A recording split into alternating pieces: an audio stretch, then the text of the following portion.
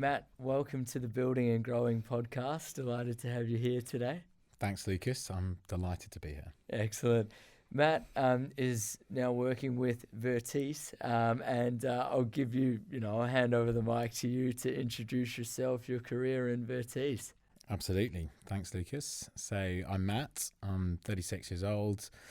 I'm a go-to-market leader. I've got expertise within the software as a service space, and I'm a bit of a fintech nerd.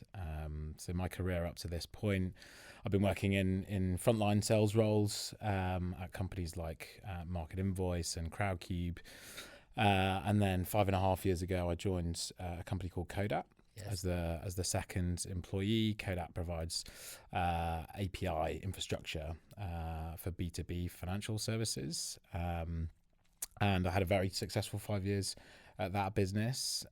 Recently left following a $100 million Series C, led by JP. Huge growth journey. Yeah, exactly. No, it was a great time, and I have many close friends at Kodak, but it was following the Series C, I was itching for a new challenge, and felt that going early stage again, having just seen that movie of going from a one-person sales team to several hundred people was something that I wanted to replicate. Yes. So that brings me to today. Joined Vertice in June. Vertice is a SaaS purchasing platform, so we help companies to deploy capital more efficiently on their technology, specifically their software as a service tools. We've had a very strong start to the business's life cycle. So. Fantastic. Yeah. Well, look, thank you very much. It's been an illustrious career and journey, and the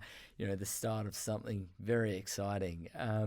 So perhaps if we could start diving into some of the problems that Vertice is solving. Are there sort of a top three list of problems or challenges that you find businesses face? Yeah, absolutely. Maybe I'll set the scene with a bit of context. Yeah. So software as a service is the prevailing business model or delivery mechanism for software companies. So previous to the cloud, I guess, people would sell you software on a CD or an on-premise setup where it'd be stored on a local server in the corner of your office. Obviously, that is becoming a thing of the past, and the majority of new software that is shipped to customers these days is deployed via the cloud. So it's software as a service, and it's typically licensed on a subscription basis. Yes. Yeah. And there's obviously tremendous benefits of doing it that way around, but it can also lead to inefficiencies on the client side. And we believe that there's significant wastage and leakage and overlap and things like orphaned licenses, which lead to companies wasting a lot of money on software. So look, software as a service is a good thing. Largely companies are buying it because they want to drive greater automation across all departments within their organization. You'll know that better than anyone, Lucas, based on your background in the technology sector. So, it's software. SaaS is a good thing. Yes. But it's been growing double digits year over year. It will continue to grow even in the current climate. And what I think companies are finding, much like in the consumer world, that we're all getting a bit of subscription fatigue, with Netflix and all of these other services that we're asked to subscribe to. I think businesses are going to suffer a similar thing where, a company with 200 people might be licensing 200 different software tools. Yes. And it very quickly becomes difficult to manage, understand what value you're getting for all of those tools. Yes. And not only is it inefficient from a cost perspective, but also from a time perspective. I lead a team today, and people are constantly saying, hey, what about this tool? And what about this tool? This can help us do emails better, and this can help us do this better. And it's like, guys, that's great. And we're going to review different tools, and we're going to try and arm you with the best technology stack to be efficient at your job. Yes. But what it is doing is causing like a lot of time is wasted, and a lot of I guess share of mind space is lost on, you know, which tools should we be using rather than going out and speaking to customers in my case. So, you know, Vertex has come to market. It's, you know, the founder's third SaaS business. They exited the previous two, ScanSafe to Cisco and Wandera to Jamf. Okay. So they've got a reasonable track record, and this is a problem which is they've identified as one which you know needs to be addressed. Yes. So how do we, you know, achieve these savings for customers? Well, we'll basically try to give them a single source of truth for all of their SaaS tools. So they let us know what they're using, they send the contracts across to us, and we basically build out a dashboard with an accurate renewal schedule of all of the different tools they're using. Yes. And that way they can make sure that, you know, if they're not getting good utilization on one tool, let's say they have, you know, 100 seats, but they're only using 50 of those seats, they can make sure that they're getting the relevant credits or refunds for that, right? Because it's there's some like weird cognitive bias with software that if you're not using it, then, you know, that's your problem and you shouldn't be getting a refund, right? If that was any other service, you know, say that was a cleaning service or and your cleaner didn't turn up, then you would be looking to get a credit or a refund, right? So, and we just want to help companies and our clients in that really nuanced and relatively new segment of SaaS to make sure that they're, like I said at the top of the call, deploying their capital efficiently in that area. And for many technology companies, you know, software is their second largest cost outside of headcounts. And obviously in the current economic climate, you know, people are looking to headcount to reduce costs, but that's always a difficult one, because if you cut headcount then in sales and marketing, then you're not going to sell as much, and if you cut headcount in development, then you're not going to build as much, right? I guess our promise to customers is we'll help you to reduce costs and optimize without any loss of productivity, which is hopefully a pretty compelling pitch. Yeah, absolutely. So I think there are many companies out there with excess licenses. What would the journey look like as to how, you know, you're really helping them to reduce that cost? Yeah, so like many things, I guess, which, you know, provide value, really what we're doing is using data to enable our clients to ensure they're getting the best deals, because what we've seen in B2B SaaS is there's significant price discrepancy. So company A, which looks exactly like company B, and when I say looks exactly like, let's say they're using the same number of seats, company A can be paying 35% or 40% less than company B, and it might be something completely outside of those companies' control. Like, for example, it was the end of the quarter for the rep, or they wanted this, you know, particular case study, so they did a deal. Now, you know, without Vertex, the buyer of that tool has to rely on the rep, that the rep is telling them that this is the price and, you know, this is the discount and I can't do anything else. But whereas we have the collective wisdom of all of our clients and all of the pricing benchmarks that we have acquired and we hold on file, and, you know, we're building a very significant data set on pricing benchmarks, so that when our clients are negotiating with those vendors, or when we're negotiating with those vendors on their behalf, we can just cut through a lot of the noise and say, hey guys, we've got benchmarks for, you know, this number of SKUs, and this is the price we want, and we also know who all of the competitors in the market are who can solve the same problem, right? So we're helping our customers to make that sourcing of a tool easier, more transparent, making sure they get the right price when they buy the tool. And, you know, that all starts with the problem. So what's the problem you're trying to solve, right? So I don't know if that answered your question. Well, I suppose it leads me to the next one, which is, could you say it's almost procurement as a service? Yeah, look, you know, as I've learned more about the world of procurement, there's a lot to procurement, right? There's a lot to unpack within that space. There's sourcing, there's compliance, there's of course negotiation, but there's RFPs and RFIs. So look, we don't address all of the workflows and all of the problems that a procurement team might have. And actually our initial ICP is companies that don't have procurement because because those are the guys where the need is greatest. Although we found that, you know, larger companies who have procurement teams are reaching out to us because they want that pricing intelligence, because they don't have that either, right? Because there's no one in the market that's providing that as a service currently. But yeah, the area that we really help out with is the commercial negotiation of the license, because, you know, these SaaS companies are often operating at very significant, you know, 90% gross margin in some cases.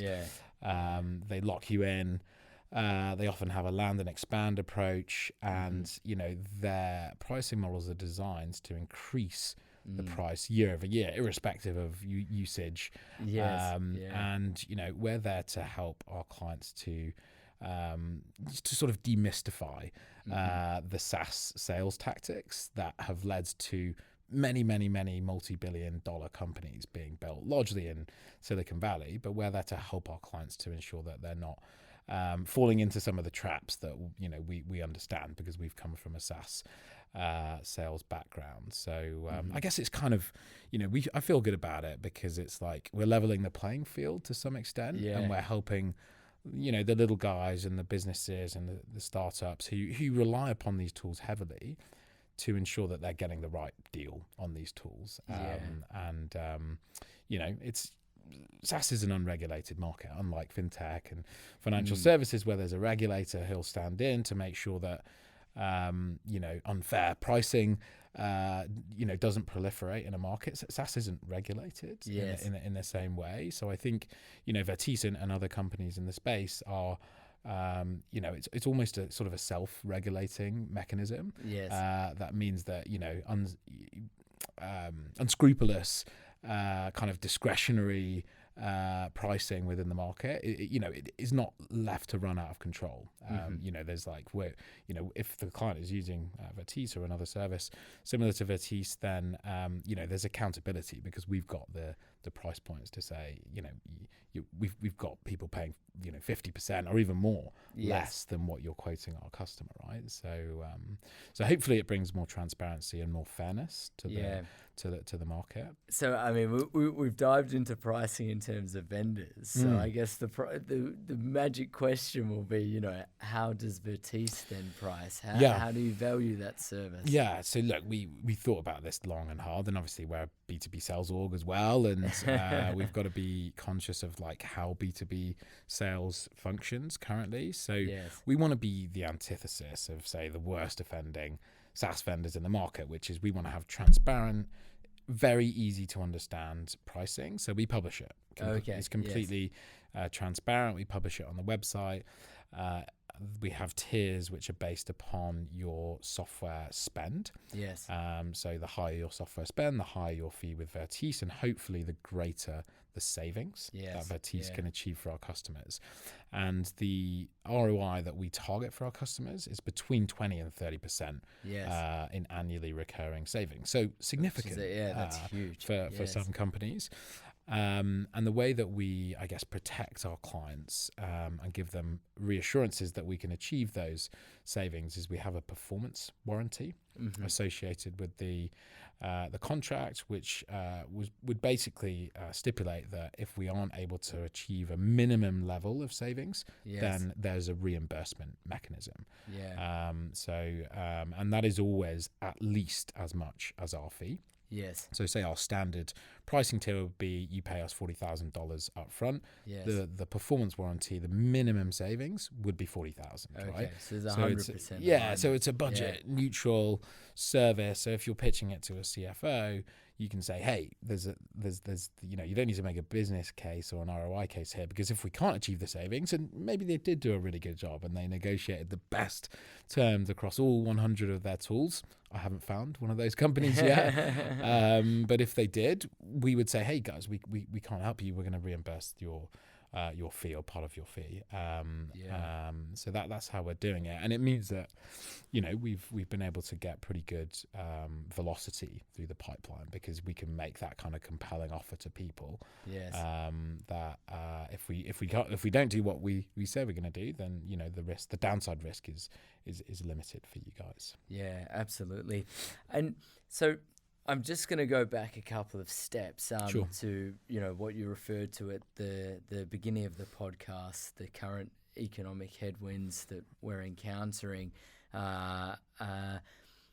When it comes to negotiating with SaaS vendors, they love to say, we can only give you a discount if it's a 12-month or multi-year deal because of revenue recognition laws. I think it's their number one rabbit that they love to pull out of the hat, let's say. So there's a couple of use cases in mind that I have where actually for the business continuity, from a business continuity perspective, let's say you're in an emerging market and the currency is devaluing against a hard currency like the US dollar. A multi-year approach could mean that the client is paying 3 times what the deal was worth in local currency at the end of the deal compared to at the beginning of the deal. Right. So, what is Vertice doing in order to help clients get flexible deals with discount pricing without being locked in? Yeah, it's a really great point, which I'm glad you've raised, Lucas, because of course we talk about savings, which is cash. In the current climate, savings, net savings make all the difference. But what we endeavor to achieve for our clients is getting better contracts, and sometimes that might mean more flexible. And more flexible might mean actually the unit cost is higher. But if you're in the scenario that you described and you're an emerging market technology company and you need to hedge currency risk, then actually flexibility is a better hedge than locking in a rate, right? And we don't operate in emerging markets yet, but I can see exactly the value that we would provide to a client of that nature, and you could produce hedging strategies and all sorts of things to address that particular problem. But I guess when it comes to vendors, we're not there to beat the vendors up, right? Effective negotiating is about getting a win-win. Yes. So there has to be a win for the vendor, and there has to be a win for our client. Yes. But what we've seen over the last 10 years is it's very rep-led. Everything is stacked in favor of the vendor. There's very little price transparency, and we want to level the playing field a little bit, but not at the to the detriment of the relationship, because some of these vendors have, they're strategically important suppliers for many of our clients, right? They provide critical infrastructure.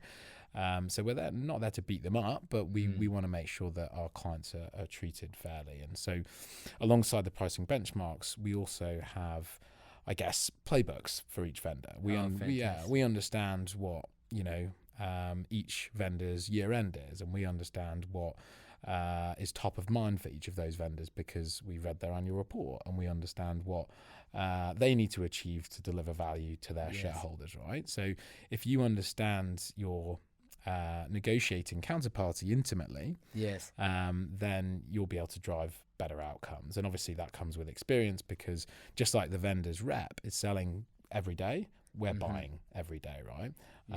Whereas, when I was a sales leader at my previous company, many times it was the first time I was buying a CRM from Salesforce. It was the first time I was buying a phone system from somewhere, right? So you're not best placed to do that negotiation, right? Yes.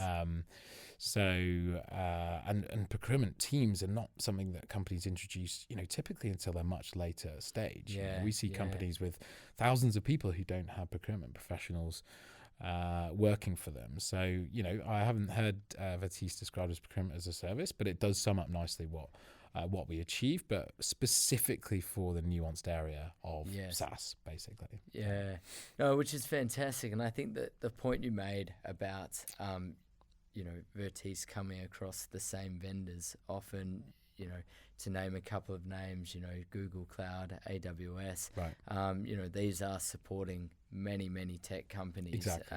And so, yeah, it's important for the tech companies to know as well that you've got a good relationship with them.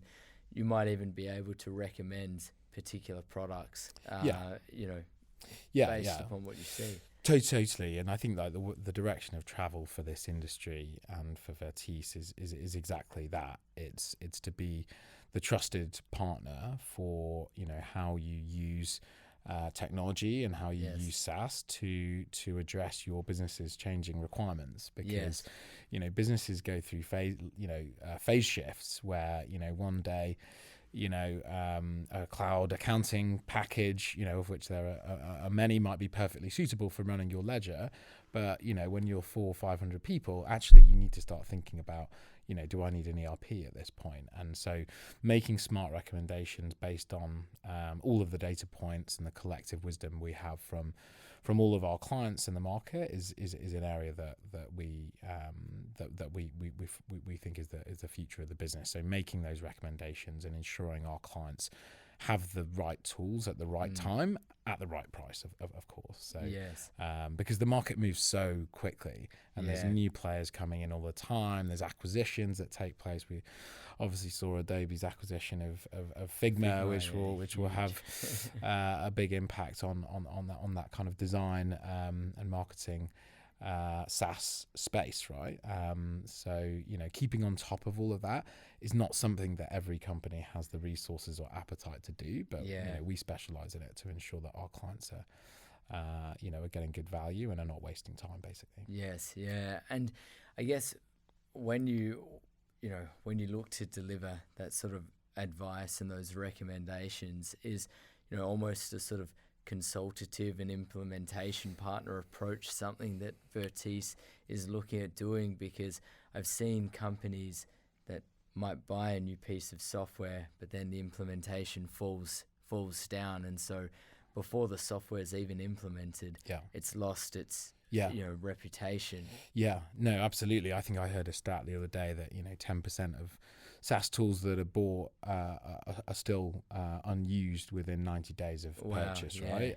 So it's there's even a term for this. It's called shelfware, which is people buy it and it sits on the shelf, and I've heard stats that it's up to 10% of the entire SaaS market is shelfware, so it's completely unused software, which is obviously grossly inefficient, right? It might be okay for the SaaS companies, but in terms of the exactly for the efficiency of the market, that's not good, right? Because the value is not being exchanged. The value is completely weighted towards the vendor. But we we're a technology enabled service. There is human beings in the loop here, so we have the dashboard, which acts as the single source of truth for all SaaS tools, and that has tremendous value to our clients. But we also have expert software buyers who need to get involved, because there's too much complexity, there's too much nuance from vendor to vendor. We could automate it if every vendor used the same SKUs and the same rate card and they had the same operating model, but they don't. They're all very different. And we have specialist software buyers. Some of them will specialize in ERP, some of them will specialize in cloud, and we have to make sure that our clients have the relevant expertise. And obviously that is a shared resource across all of our clients, but it means that they can go in with the best leverage going into those negotiations, because we've seen these scenarios many times before. Yes, fantastic. And again, I'm going to take a couple of steps back to a point you made about unused seats and getting refunds from them, to a company that I saw do a fundraise late last year, I believe, or perhaps the beginning of this year, called Metered, which was helping SaaS companies to deliver consumption-based plans, wherein you might not need a refund. So two questions will come off this. First one, how easy is it to get refunds for seats that aren't being used? And secondly, are you seeing more and more SaaS companies move towards consumption-based models? Yeah, so both great questions. So I'll go for the first one.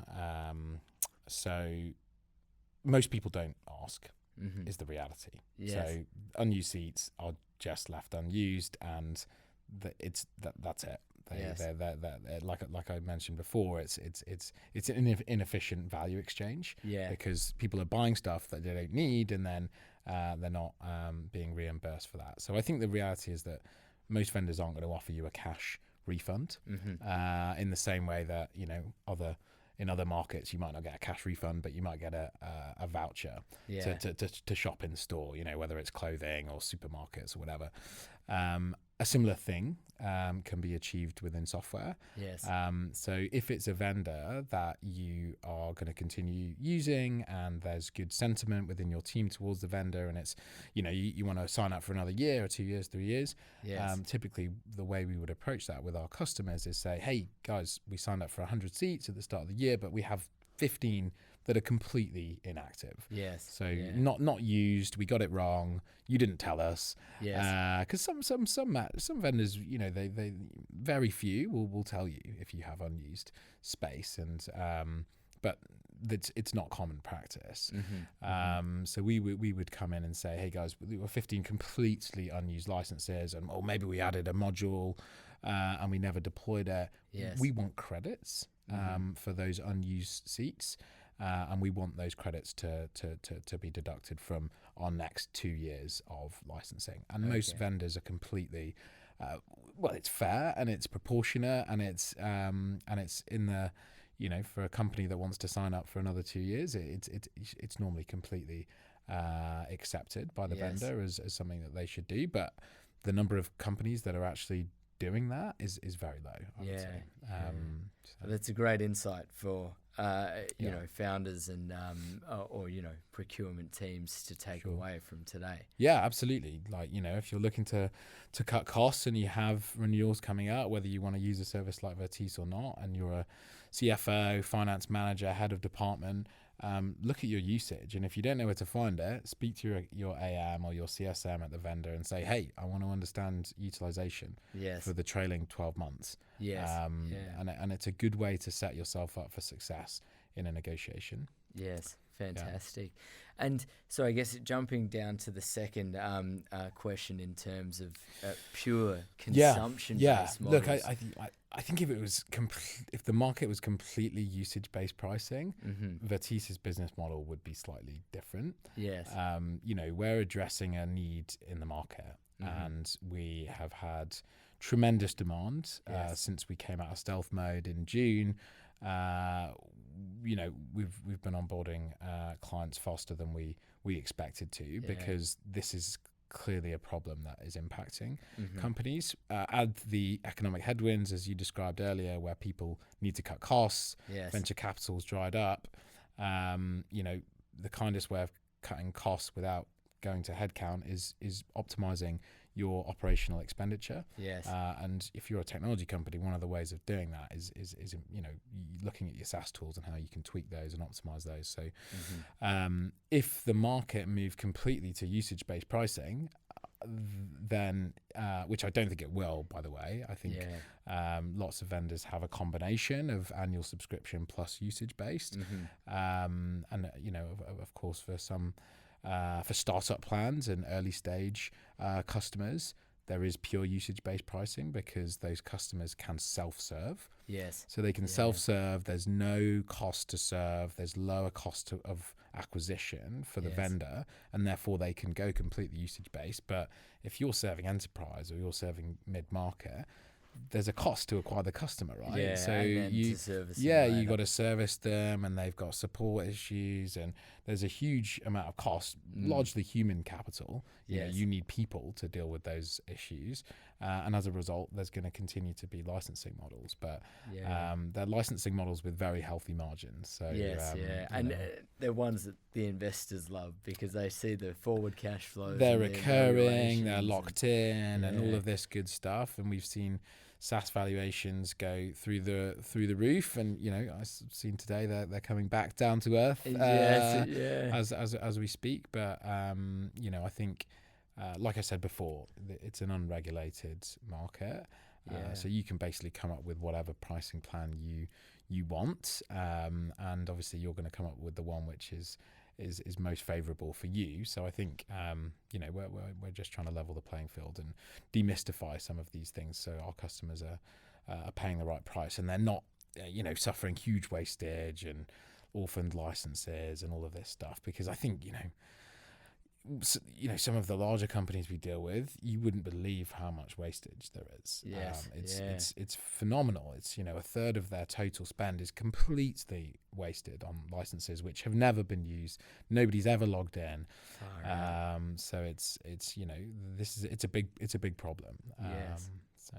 And Matt, earlier you touched upon pushing companies to ask their CSM for their utilization rates and such. Yeah. If you could give 3 big tips to clients of SaaS vendors out there, who is essentially everybody, what would those 3 tips be?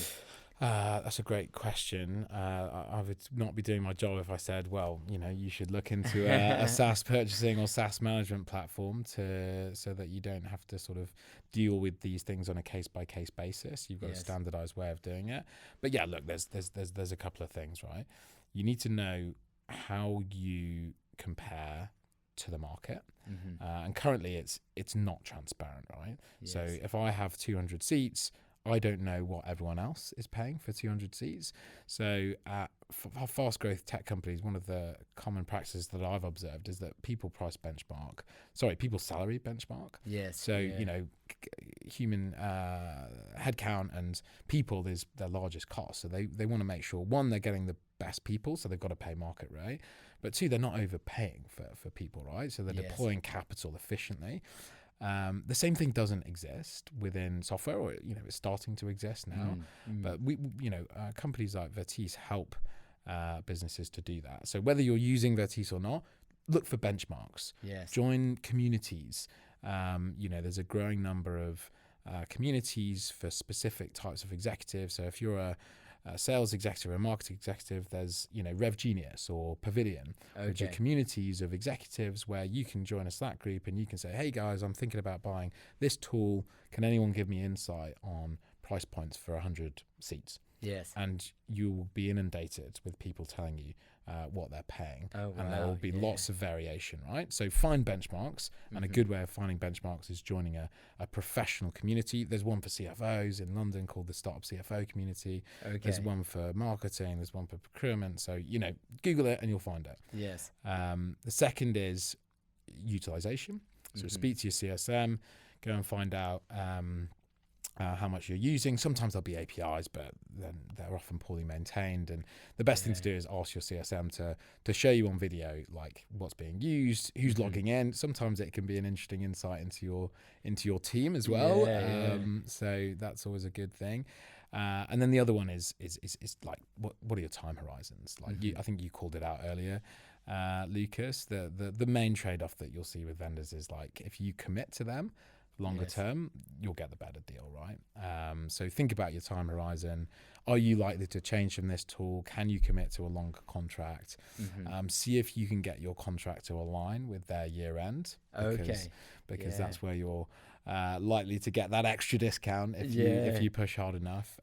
So January, it depends on what the fiscal year end of the vendor is, right? Because obviously if they're chasing a number, you'll find that all sorts of additional discounts become available if you're a deal that's coming in at the end of that financial period. So those would be my three tips. Fantastic. And look, I'll just add a fourth. If you're a big company, a case study can go a long way.